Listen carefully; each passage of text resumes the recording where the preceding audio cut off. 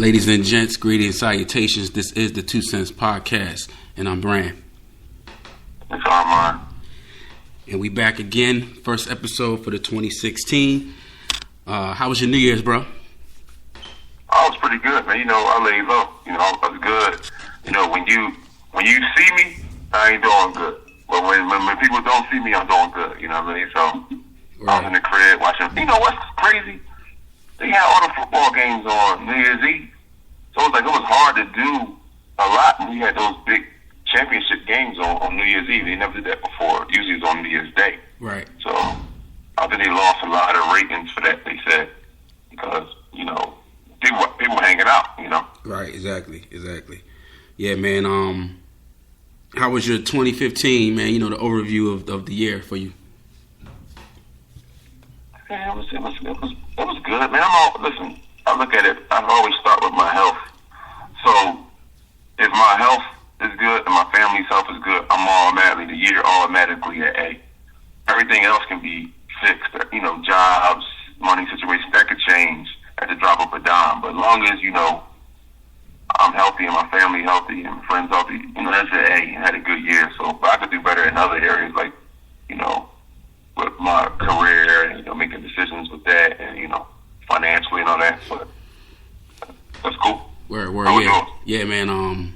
2016 was, you know, New Year's Eve was cool, man. Just hung out with friends and, you know, the best time is just intimate time. You know what I mean? In the crib, just chilling, eating, listening to music. You know what I mean? I ain't gonna lie though. When the clock struck 12, man, I was happy to see 2015 go away because it was a rough year for me, man.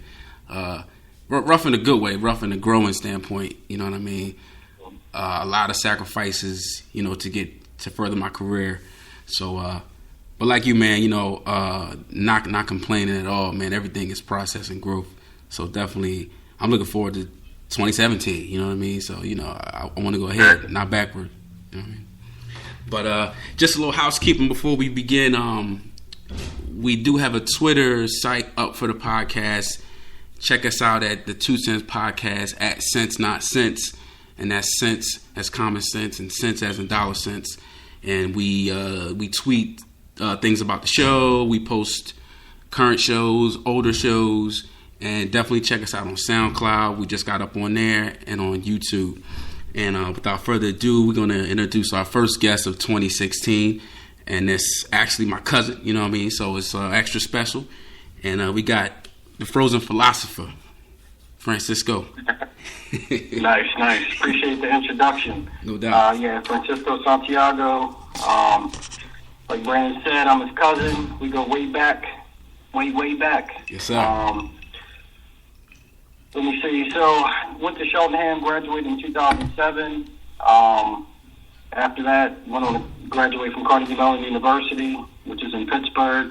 Majored in mechanical engineering. And I'm actually still out here in Pittsburgh, working as an engineer, and you know, hoping to get back to Philly here pretty soon. So it's been about 5 years since I graduated, but still can't believe that, man. That time went by so fast, man. Mm-hmm. Congratulations on that too, mechanical engineering, man. We need more of that. You know, that's definitely. I definitely wouldn't know what I was doing in that field, but congratulations to you. You know, just following your dreams and doing your thing. Appreciate that, Armand. Definitely word. Well, it's only right. We went to Cheltenham. You know what I mean? So it's only right that you. I always say, like, if you went to Cheltenham and you like come out to be a loser, it's like it's you. You didn't go to no school that didn't produce, you know, people that win in different areas. So you had a lot of opportunities. We all had a lot of opportunities coming from that school. So I expect it, you know. Word up. Right.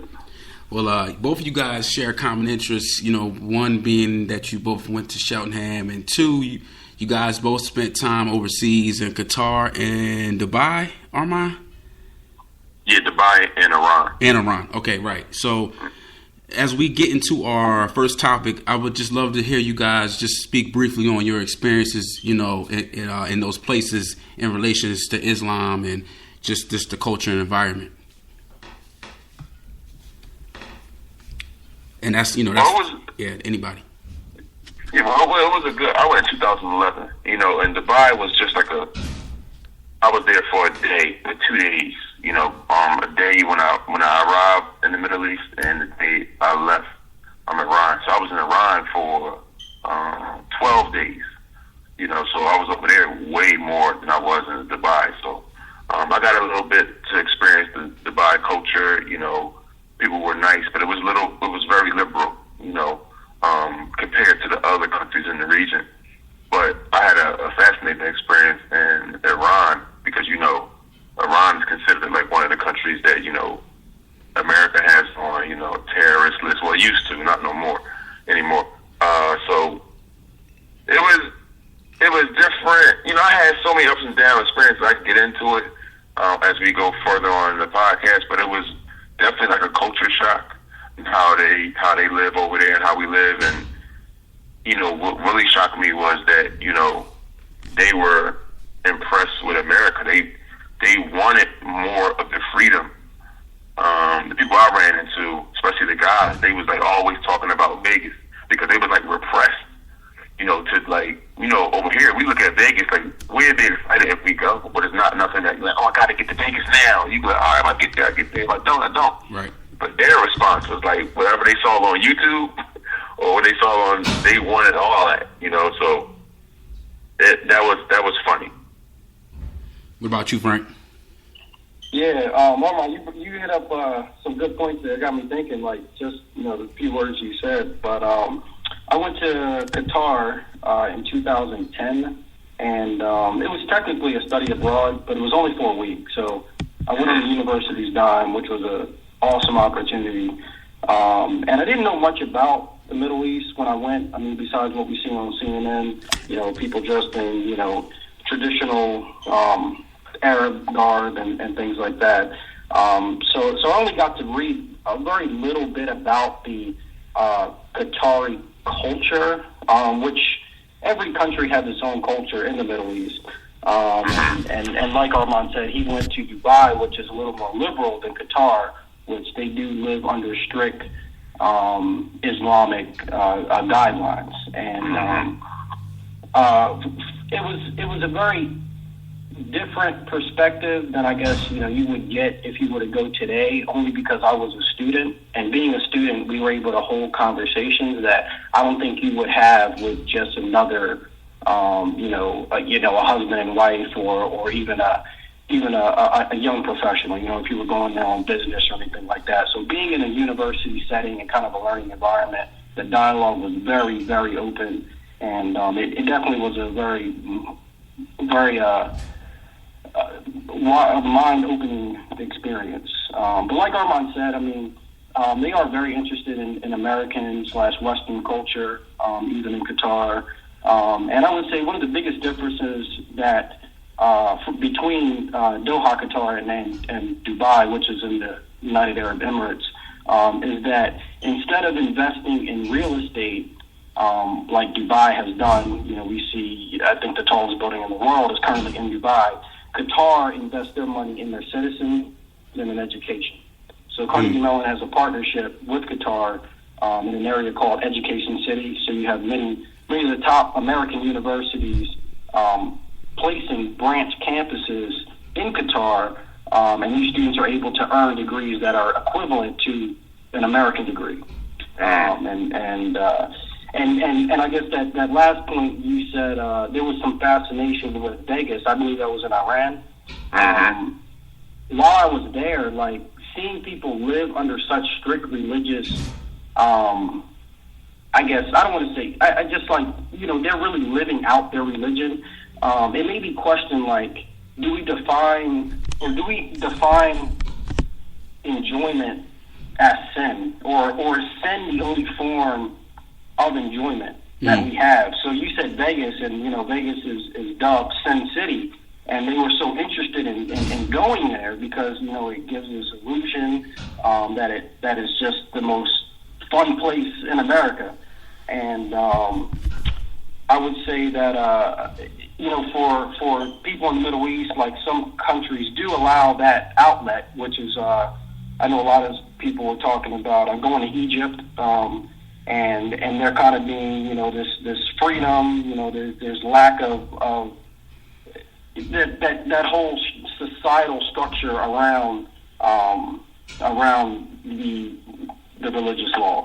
So, you know, and kind of just moving a little forward. So, we kind of wanted to talk about the religious stigmas in American culture, preferably with Islam, and if you guys wanted to chime in on any other major religions, you know, also feel free. But you know, it tends to be this negative stigma behind Islam, and I remember, you know, hearing from both of you guys when you guys touched back on the soil, and you guys had a different like clarity and mind state on what Islam was, you know, what it was to be Muslim. And I feel like if more people, you know, not even just travel, but just did more history, I think that the thoughts on the religion wouldn't seem so harsh. I had an experience, matter of fact, in Pittsburgh, and this is a new story for you, Armand, because I never even told the story to you. But about almost a month ago, you know, checked the Broncos Steelers game out, and you know, Frank was right there with me, and you know, I rock a long beard or whatever. So in Philly, I'm always used to getting you know, Assalamualaikum, and you know, most times I'll just say peace back. You know, a couple times I gave him salam back. You know, but in Philly, I'm kind of used to that.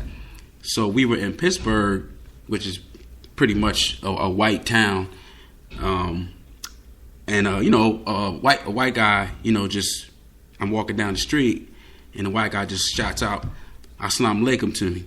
You know, it's cold. You know, we're walking, we're trying to get to the next destination. So I just you know, put up a peace sign. I was like, peace. And you know, we got back to where we were, you know, the restaurant we were trying to go to, and then Frank and another one of my comrades was just like, that dude just like, they just give you like a salam, and I'm just like, and it didn't even like cross my mind until they actually told me, and so coming back, you know, I walked up to him and I was like, hey man, you know, I'm not Muslim, you know what I mean, but you know, peace to you, and my efforts in that were just trying to be, just trying to give him a little education, and because that could be a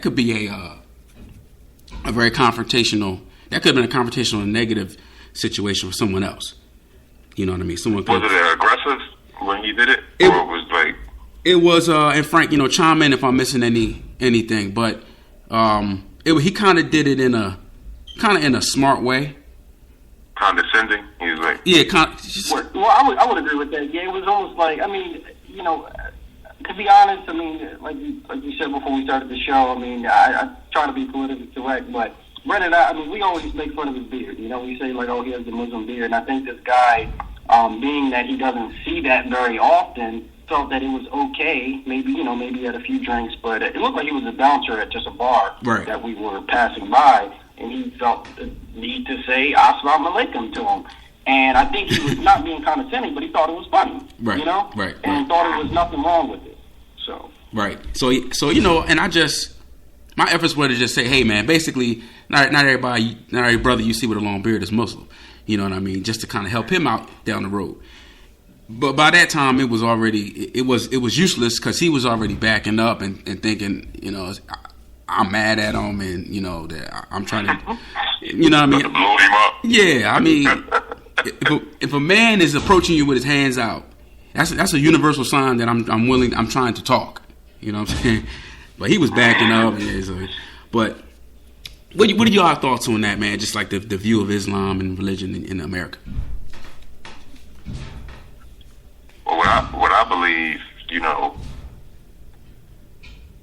I think more of the tolerant Muslims, because it is a sect out there that's, you know, once you research, they you know, I take them at their word. They hell bent on the destruction of Western civilization. It's a small group of people that identify like that compared to the masses. But what I believe is the masses or the tolerant Muslims have to speak out against what these